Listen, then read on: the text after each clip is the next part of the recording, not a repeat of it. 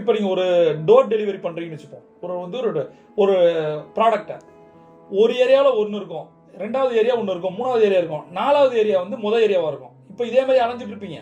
அப்போ எடுத்து வச்சுக்கணும், ஏரியா வைஸ் நம்ம அடுக்கி வைக்கணும். அது போல் டாஸ்கே அலைன் பண்ணணும். மெயினாக எதை ஃபோக்கஸ் பண்ணணும்னா டு டூ லிஸ்ட். இதற்கு பொமோடோரோ டெக்னிக்னு ஒன்று இருக்குது. அந்த பொமோடோரோ டெக்னிக்கான லிங்க்கு கீழே இருக்குது.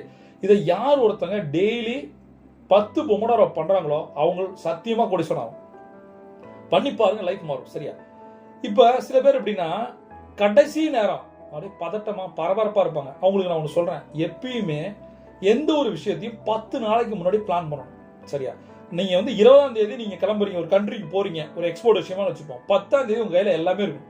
கடைசி நேர பரபரப்பு தான் நிறைய செலவு, மன உளைச்சல், நேரம், பணம், எஃபோர்ட் எல்லாம் போய் நிறைய நேரம் பாருங்க. ஆனா ஃப்ளைட்டை பிடிக்கிறதுக்கு பறந்துருக்க மின்னல்